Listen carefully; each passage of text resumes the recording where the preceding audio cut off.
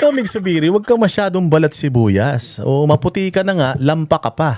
O tinan mo to, si Tito Soto tsaka si Ping Lacson nagtitirahan patalikod. Di ba? Oh, pero magkaibigan pa rin sila. Oh, dapat ganun ka. Mig Subiri. Huwag kang iyakin. Tito Banayo kasi, kasama siya doon sa mga nag-usap-usap. Oh, kasama siya doon sa Thursday group daw 'yon, no? Thursday group. At doon daw niya nalaman, doon niya narinig at sinabi nga niya na pinag-uusapan nila yung konkon. Journalist man ako. Alam naman nila na mayroon akong na ilalabas ko ito. Hindi naman nila sinabi sa akin na privilege ito, executive privilege ito. Hindi pwedeng pag-usapan. So ibig sabihin, hindi nila ako sinabihan na pwedeng pag-usapan. So na hindi pwedeng pag-usapan. So pwede kong ilabas. O kaya ngayon inilabas niya na 'yan at doon sila nadali. Ngayon sabi nila, joke lang 'yun. Hindi totoo 'yun. Joke lang yung mga usapan namin na yun. Pwede ba naman yan? O ito yung istorya. Kanya, no? Kasi even those kagaya mo na believe supporters niya, no? Even some of those guys na previous staff niya na nag-retire na sa kanya, tinatanong ako, ano nangyari kay Senator Ping? At hindi talaga ako makasagot. Ang sinasabi ko na lang, mahirap kasing basahin si Senator Ping. Medyo inscrutable yan eh. Pangalawa, kako, introvert. Hindi yan, wala masyadong barkada yan except yung mga mista niya nung PMA. Wala talaga magiging kaibigan yan, ganyan ugali. Tsaka yung mga korap, wala masyadong kaibigan yan. Maraming binabayaran niya, pero kaibigan wala yan. No? Tapos, mahirap siyang basahin at saka masyado siyang secretive. No? Hindi siya yung typical politiko na pack your bat, pat your back and all that. No? Hindi. No? Papasok nga yan sa airport, dire-diretso. Hindi man lang makipagbatian dun sa mga naghihintay sa airport. No? Wala siyang pork barrel. Wala, hindi siya. Yun nga, yung isa kaya bilib na bilib ka sa kanya, sa mga ganon. No? Kaya, what do you think, why he changed? I don't He know. just got old. Tumanda, si Ping. Hindi, kaya nga, miski na pagka nagkikita kami, hindi ko naman maitanong sa kanya, ano ba nangyari? No? Kasi parang sinusumbatan mo siya. And hindi ko naman gagawin kay Senator Ping yun dahil sa matagal na pinagsamahan namin. Pero totoo ba, Chairman, dito na siya ang kausap mo at iba pa na sinabi nila sa iyo, magandang ideya yung mag-constitutional assembly o CONAS at ang mga senador ay gagawing 3 per region? At paano nangyari yung usapan niya? Let me tell you the story there. No? Okay. Meron kaming tinatawag niyang Thursday Eating Club, Thursday Lunch, no? Na ang membership niyan iilan lang. Nag-umpisa yan nung 2001 pa. Ganun nakatagal yan. Oo, at ang mga naging kasama diyan mga dating senador or incumbent senators, kilalang mo yan. Ewan ko kung naging professor mo, si Jun Factoran, sa UP. Sa Sigbaro, no? Kaya si Gringo Honasan, isa member, no? Si Rolex Suplico, kababae ka-probinsya mo, no?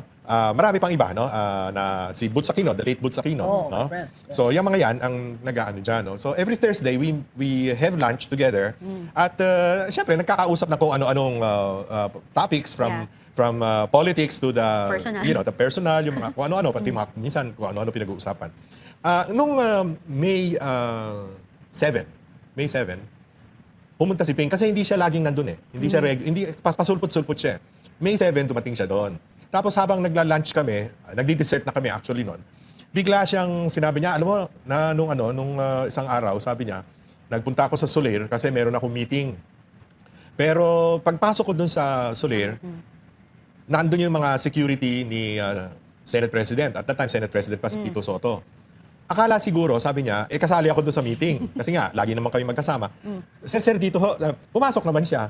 Pagpasok niya doon, sabi niya, ang nakita niya, si Speaker Boji D, kasama si Deputy Speaker Ferdinand Hernandez, si Senate President Tito Soto, at yung Secretary of the Senate, no, si Dong Mendoza.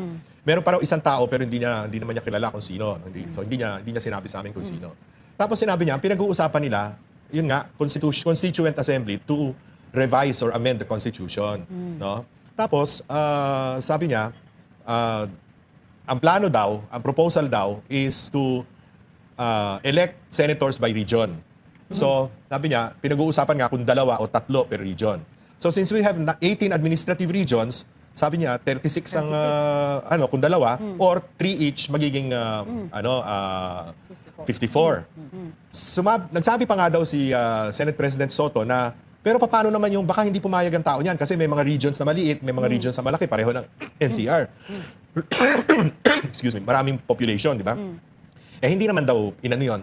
Tapos, the next issue na pinag-usapan is, sinabi daw ni Senator, sinabi daw nung mga participants, kaya kung magre-regionalize tayo ng Senate, regional election ng Senate, term extension na lang natin yung mga congressmen at saka yung mga senador na term limited na by 2028 or up for re-election in 2028. So 2031 na mag-eleksyon ng legislature.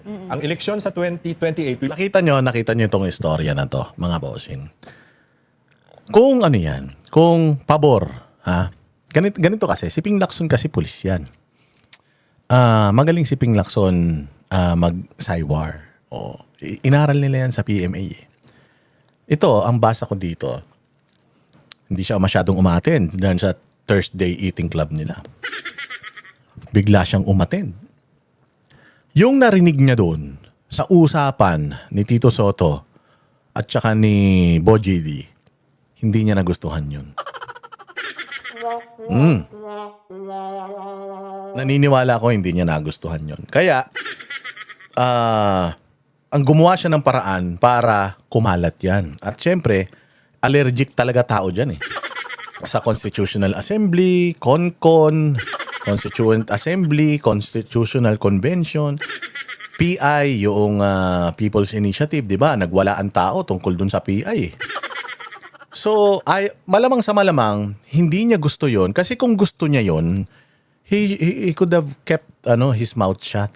Kasi confidential yung usapan na yun eh. Between two heads of the house eh. Between a Senate President and a Speaker of the House eh. So, pinag-uusapan nila yung napakadelikadong topic na yun. Narinig niya, malamang ayaw niya. Kaya ginawa niya, umattend siya doon sa Thursday eating club na yan. Tapos, sinabi niya dito kay Lito Banayo kasi alam niya na ilalabas yun ni Lito Banayo. So, tinarantado ni Ping si Tito Soto. Nilaglag ni Ping si Tito Soto actually. Sabi ko nga sa inyo dyan sa politika, wala naman talagang mga close dyan eh. Personal na pa din yan eh, na agenda pa din yan eh. Malamang sa malamang, ito si Ping Lacson, ayaw niya nun, tapos nakita niya na pinag-uusapan nung dalawa, hindi man siya makatanggi. Kasi nga, pagka tumanggi ka, mag-aaway kayo ni Tito. At alam mo naman na kapag tao ni Bongbong yan, pagka bumaliktad ka, kakaaway ka na. Pagkaaway ka na, bubugbugin ka ng kaso, baka mabuhay pa yung dati mong kaso. 'Di ba? So ngayon ang ginawa niya, nilabas niya sa isang journalist, sa isang tao na maraming koneksyon. Once na inilabas mo yun doon, kakalat kagad yun like wildfire. 'Di ba? So tinarantado ni Ping Lacson dito sa akin ha, ito opinion ko lang ha. Tinarantado ni Ping dito si Tito Soto. Kasi nga, kung confidential yung meeting na yun, sinabi mo sa isang tao na chismoso, gusto mo kumalat yun. So naggagaguhan, nagtitirahan patalikod, eto si Tito Soto, nilaglag. Ngayon si Tito Soto, wala siyang choice. Wala siyang choice. Ang ginawa na lang ni Tito Soto, umamin na lang siya. Oo, nag-uusap kami doon pero tungkol sa golf.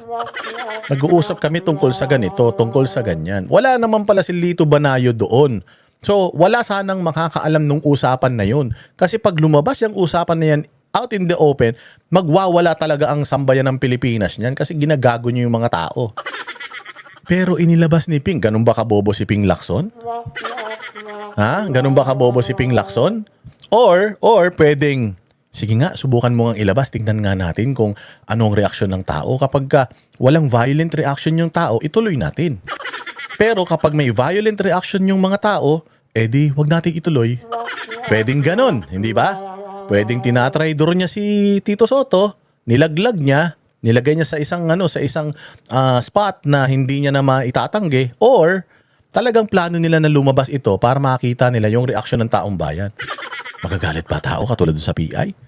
O nagalit si Aimee, o si Aimee nagtawag, si Aimee gumawa ng presentation, naulul sila.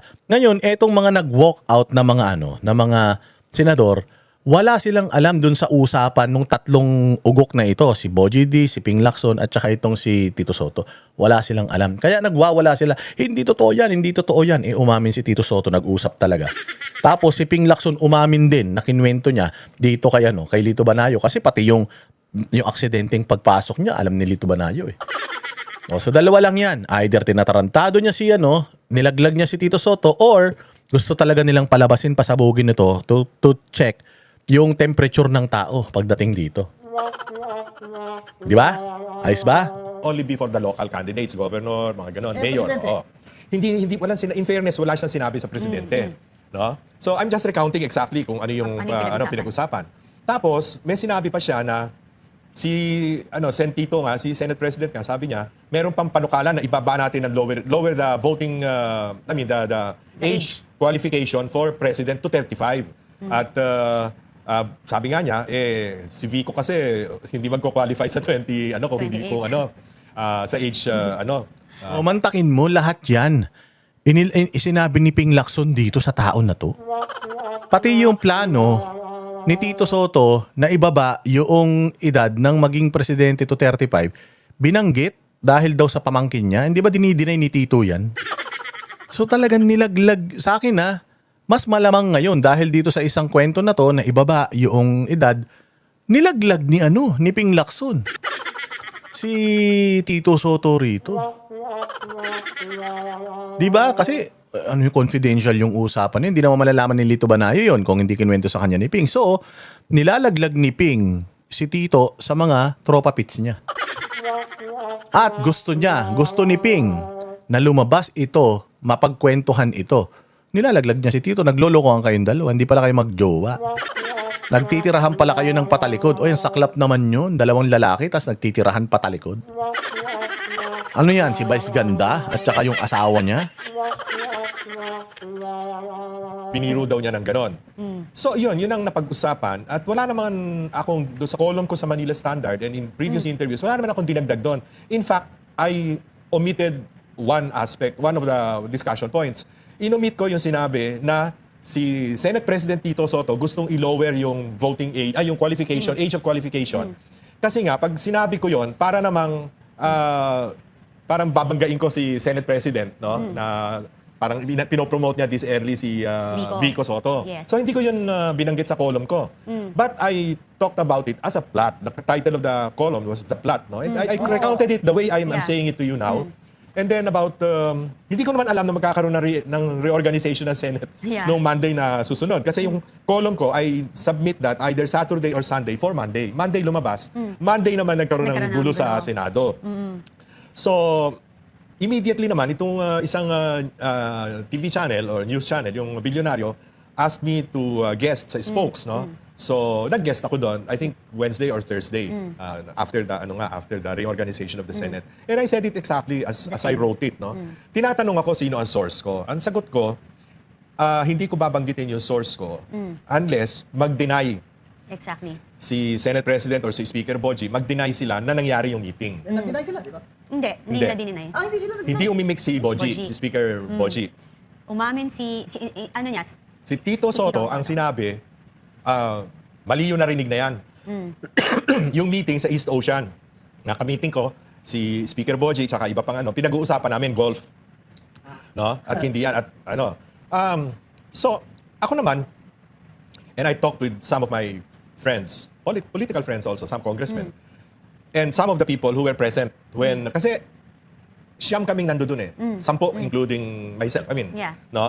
Kasama doon isang governor, isang incumbent governor, isang incumbent congressman, isang dating congressman, retired na congressman, no?